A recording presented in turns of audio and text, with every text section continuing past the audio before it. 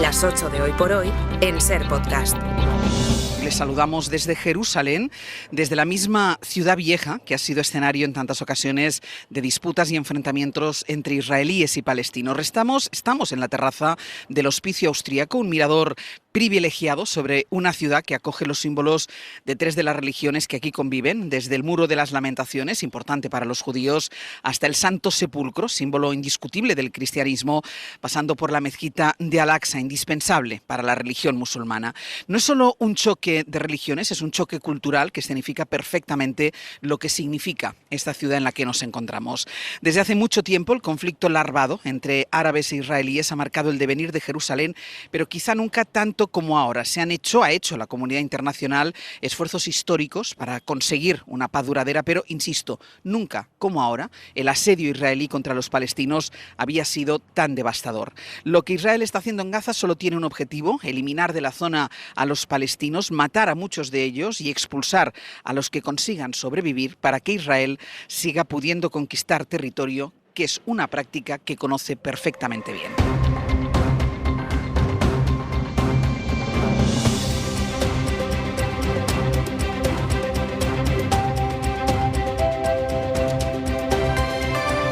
En la cadena SER, Hoy por Hoy, con Ángeles Barceló. Hola, muy buenos días. La noche ha vuelto a ser de intensos ataques sobre la franja de Gaza. Recordemos que el objetivo, y para lo que están siendo llamados desde hoy mismo miles de reservistas, es el ataque final sobre la ciudad de Gaza. Nicolás Castellano, buenos días. ¿Qué tal? Buenos días, Ángeles. ¿Cuál es el balance de estas últimas horas? Pues eleva ya 17 los muertos en el centro de la ciudad de Gaza solo en lo que llevamos de martes, en unos ataques en los que el ejército israelí está añadiendo cargas explosivas para derruir directamente torres de vivienda. Sigue su plan para avanzar hacia la toma definitiva de la ciudad y el exilio forzoso del más de 1 millón de palestinos que quedan en ella. Sobre las ruinas del centro salían esta mañana algunos vecinos a intentar conseguir lo más preciado: agua potable y alimentos. También en Han Yunis el ejército ha matado a otras 5 personas. Además, el Ministerio de Salud de Gaza asegura que en las últimas 24 horas han muerto otras 9 personas por desnutrición. Son ya 70 desde la declaración oficial de hambruna. Decía Nico que hoy empiezan a incorporarse miles de reservistas y entre ellos empieza a haber un cierto movimiento de resistencia para reincorporarse a filas. Sí, contaremos la historia del grupo de soldados reservistas que han desertado porque, como nos ha contado el SER, uno de ellos, Eyal Fidel, no están de acuerdo ni con los planes militares de Netanyahu ni con seguir matando niños palestinos. Debe terminar ya, porque vemos que nada importante ya ocurre en Gaza. Vemos que los secuestrados no vuelven en acciones militares, solamente en acuerdos con Hamas. Y también pues no quiero matar a niños palestinos por nada, solamente porque este gobierno quiere prolongar la guerra y su poder. Hoy se incorporan 40.000 reservistas al ejército de Israel. No es este que escuchamos el único movimiento que se resiste a los planes de Netanyahu o que es contrario a ese asedio sobre los palestinos en Gaza. Aquí en Israel hay una ONG, se llama B'Tselem, que es de las pocas, vamos a decir prácticamente la única, que... Pablo Morán, buenos días. Buenos días, Ángeles. De las pocas que denomina genocidio lo que está haciendo el primer ministro en Gaza. Exacto, de hecho solo hay 2 organizaciones que se han atrevido a hacerlo y una de ellas efectivamente es B'Tselem, de las más longevas aquí en Israel en la denuncia de la política de apartheid del Estado hebreo sobre la población palestina. Advierten de que el apoyo al gobierno de Netanyahu y a sus ministros ultras, que han llamado al exterminio del pueblo palestino en Gaza y también en Cisjordania, convierten a la sociedad israelí en una sociedad genocida, pero que la crítica a esa política es legítima, no es antisemitismo. It's not the Jewish people who's committing genocide. It's Israel Said, state. responsable de educación de esta ONG, explica en declaraciones a la SER que es el gobierno israelí, no el pueblo, no la ciudadanía de este Estado, quien conduce el genocidio. Nadie está libre de convertirse en un villano, a pesar de haber sufrido un horror semejante, nos dice Said, para explicar que el Estado de Israel sea ahora el ejecutor después de ser víctima del Holocausto, sentencia que será la historia la que juzgue a esta nación. Les decía que hoy vamos a hacer este tramo de Hoy por Hoy desde la terraza del Hospicio Austríaco, en plena Ciudad Vieja de Jerusalén. Un espacio lleno de vida. Habitualmente, hasta el 7 de octubre de 2023, recibía miles de visitas de turistas y que ahora tiene una fisonomía muy distinta. Fernando Bayo estuvo paseando ayer por ella. Fernando, ¿qué te contaron sobre todos los tenderos? Buenos días. Buenos días, ¿qué tal, Ángel? Sí, pues los tenderos de esta vía dolorosa donde nos encontramos, uno de los ejes vertebradores de la Ciudad Vieja de Jerusalén, que revela una imagen bastante poco habitual. Lo escuchas, es el silencio en estas calles empedradas donde habitualmente había voces de turistas, de locales que venían a hacer la compra. Ahora faltan esas voces extranjeras, antes bulliciosas y plagadas de turistas. Como decimos, estos comercios amanecen hoy cerrados, muchos de ellos, y con caras largas entre quienes se mantienen abiertos al público, como Marcel, que vende reliquias religiosas en una tienda que fundó su abuelo. 5 in a day. No, the only month.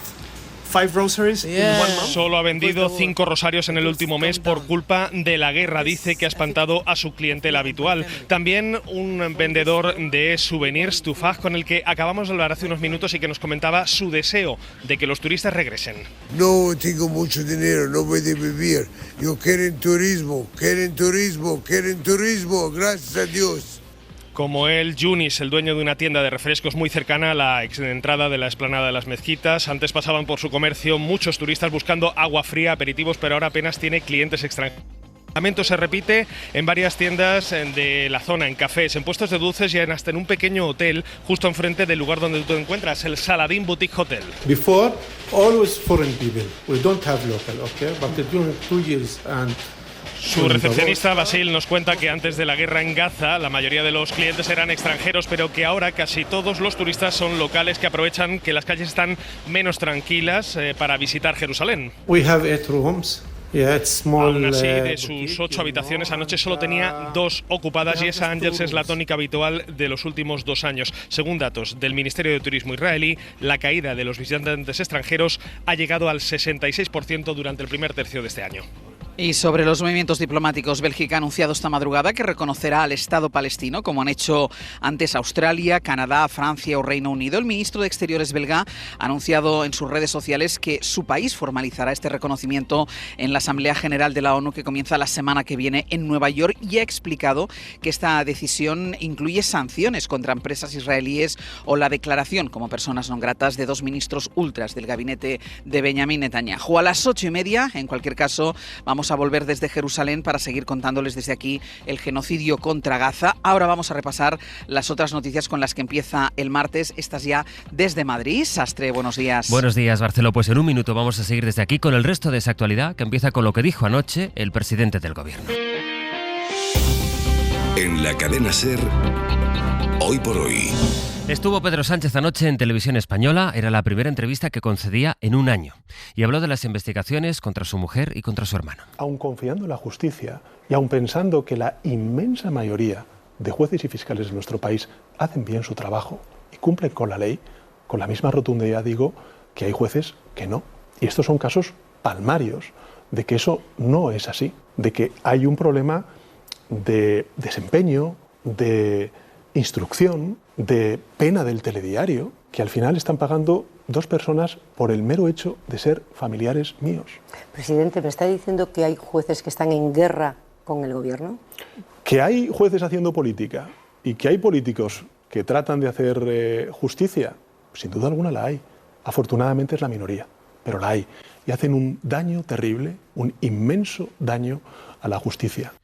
Hay jueces que no cumplen la ley, jueces que hacen política. Dentro de 4 días, el viernes, se celebra uno de los actos más solemnes del año, que es la apertura del año judicial. Es en el Supremo, lo preside el rey y va a tener ya la presencia del fiscal general que está imputado, y ahora van a planear estas palabras del presidente. Guillermo Lerma, buenos días. ¿Qué tal? Buenos días. ¿Será de alguna manera, Guille, la frase que marca el inicio del curso político, que hoy además va a tener la foto de Salvador Illa reuniéndose en Bruselas con Carles Puigdemont? El gobierno intenta con ello un acercamiento con Junts, aunque también en esa entrevista Sánchez ya anticipó anoche que piensa seguir adelante con la legislatura, aunque no tenga los apoyos para sacar adelante las cuentas. Sí, el presidente quiere que quede claro que el gobierno va a hacer todo lo posible para intentar cumplir con ese mandato constitucional que le insta a presentar los presupuestos ante el Congreso de los Diputados, pero en la Moncloa Moncloa no quieren generar tampoco demasiadas expectativas. Son conscientes de que las posibilidades de aprobarlo son escasas, dependen de dos socios que el Ejecutivo considera imprevisibles, como Podemos y Junts. Así que, por si no lo logra,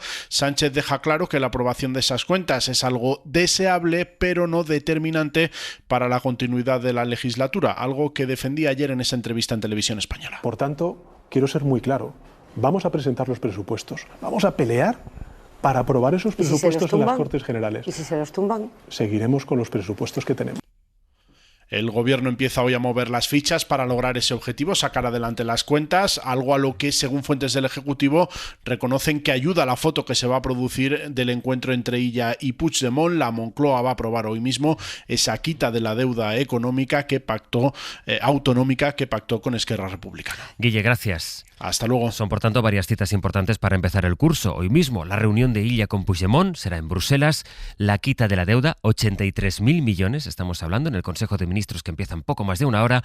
Y esas palabras de Sánchez de anoche, sobre las que, por cierto, tuiteó anoche Alberto Núñez Feijóo. Dice: Sánchez ha ido a la televisión pública a descalificar a jueces que investigan a los suyos y a contarnos que podría seguir sin aprobar presupuestos. Esto no es una anomalía democrática, es ya un peligro para España.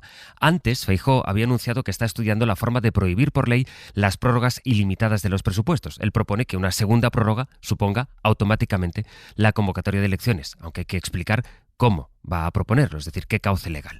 Feijóo, que centra sus primeros mensajes de la temporada en el gobierno y también en la migración, consciente del ascenso de Vox en las encuestas. David Junquera, buenos días. Buenos días. Dice Feijóo que él no comparte muchos de los postulados de Vox, pero hay ciertas cosas en las que se va pareciendo a base de subir el tono. Ahora ya no le cuesta nada asociar inmigración y delincuencia. Que el descontrol migratorio beneficie a quienes acudan a España con el objetivo de no trabajar o de incumplir las leyes. Tanto que ya habla de vía libre. España es una nación abierta, pero lo que no puede ser es una nación con las puertas abiertas a la delincuencia. Llega a decir el líder del PP que se están instaurando medidas y leyes distintas a las de España. Ni puede ser instaurar y obligar a ideas distintas de las ideas que imperan en nuestro país. Y preguntado por esas leyes o ideas, responde así. Todas esas leyes que afectan, por ejemplo, a la dignidad de la mujer, que provienen de otras latitudes. Promete el líder del PP que con ellos las fronteras estarán defendidas y en Génova están convencidos de que la preocupación por este tema es transversal y no solo afecta al votante de derechas. Jerusalén, donde sigue la programación especial que ayer nos llevó al Círculo de Bellas Artes para hablar en la ventana de inmigración, de vivienda y para, ya en hora 25 por la noche, explicar sobre el territorio cuáles son ahora las urgencias de los pueblos que se quemaron en la ola de incendios que fuimos describiendo este verano. Ahora que los incendios se han apagado es cuando la gente que advirtió de su abandono más reclama ayudas, más pide atención para poder salir adelante. Lo hizo, por ejemplo, Álvaro, es un apicultor de Flechares de la Valdería. Bueno, pues es muy duro de contar. Y es un tema que hay que aguantar el tipo para saber lo que es llegar a tus colmenares y ver alfombras de 2-3 centímetros de cadáveres. Hablar con otro vecino que nos pasamos el año cuidando de nuestros animales y tener que rematar las vacas a mazazos. Porque con la uña le quitas la piel y al sujetarle la cabeza para que no sufran, te quedas con el cuerno en la mano porque están completamente quemados. Es muy duro lo que hemos vivido, muy duro. Puedes recuperar los testimonios en cadenaser.com, lo que fue recogiendo Aymar sobre el terreno. Por ejemplo, esto le explicó Abel. Destrozados, la palabra es esa. Destrozados porque, bueno, es el sueño de una vida y estuvimos completamente solos. Eso es lo que más nos ha afectado, por encima de un poco de todo. Aquí no hubo un medio de extinción, aquí no hubo un helicóptero. No hubo un solo bombero. Estábamos con amigos del pueblo, con familiares. Algunas de las voces que pudimos escuchar a lo largo de la jornada en el inicio de esta nueva programación aquí en la SER. De la crónica del mundo, la actualidad está en la reunión que ha empezado esta mañana, poco antes de las 6, entre los presidentes de China y de Rusia que se han encontrado en Pekín. Ya saben que Xi Jinping está aprovechando una cumbre en Shanghái para afianzar un contrapoder mundial a Estados Unidos y engrasar su alianza con Putin y con Modi, el presidente de India. Mañana va a ser el desfile en Tiananmen por el aniversario del final de la Segunda Guerra Mundial en el Pacífico y allí estarán tanto Putin como Kim Jong-un, el líder de Corea del Norte. Y eso mientras aquí en Europa se está investigando si fue Rusia, como se sospecha, la que interfirió el GPS del avión en el que viajaba la presidenta de la Comisión, Ursula von der Leyen. De momento, dicen en Bruselas que van a incrementar las medidas de seguridad. Corresponsal Enrique García Pozo. Buenos días. Desde Bruselas hablan de intimidación y señalan directamente al Kremlin. Tanto la Comisión como las autoridades búlgaras trabajan con esa hipótesis, que Rusia sea la responsable del sabotaje que obligaba al aterrizaje del avión de la presidenta con el sistema de navegación del GPS desactivado, aunque nunca estuvo en riesgo la seguridad de von der Leyen, explican desde el Ejecutivo Comunitario. El comisario de Defensa y Espacio, el lituano Andrius Kubilius, ha anunciado que Bruselas va a reforzar los satélites en órbita terrestre baja y a mejorar la detección de interferencias. El sabotaje se ha producido en el marco del viaje de la presidenta a los países limítrofes con Rusia y Bielorrusia y días después de los ataques en Kiev que afectaron a la oficina de la delegación de la Unión Europea en la capital ucraniana. Y el otro punto de interés es Venezuela. Nicolás Maduro ha respondido, así ahora lo escucharán, a la decisión de Estados Unidos de incrementar su presencia militar en el Mar Caribe. Si Venezuela fuera agredida, pasaría inmediatamente al periodo de lucha armada en defensa del territorio nacional y de la historia y del pueblo de Venezuela. Y declararíamos constitucionalmente a la República en armas. Lucha armada y República en armas. De norte a sur, de este a oeste, para garantizar la paz, la soberanía y el desarrollo del país en cualquier circunstancia que nos toque.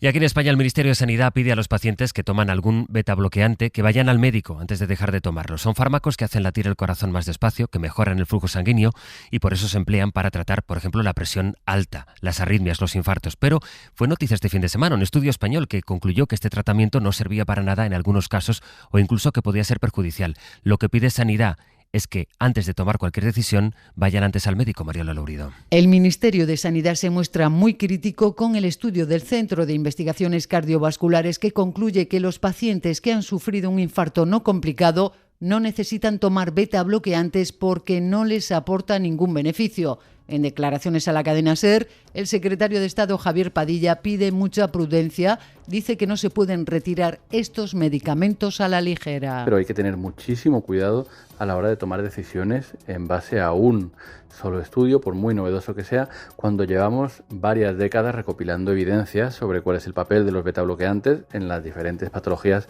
cardiovasculares. Por eso hay que ser muy prudentes sobre cuáles son las recomendaciones que se hacen, especialmente a nivel individual. Padilla califica de cantos de sirena hablar de un cambio de paradigma en el tratamiento del infarto. El ensayo se publicó este fin de semana en prestigiosas revistas como The Lancet y se presentó en el Congreso Europeo de Cardiología. Para no perderte ningún episodio, síguenos en la aplicación o la web de la SER, Podium Podcast o tu plataforma de audio favorita.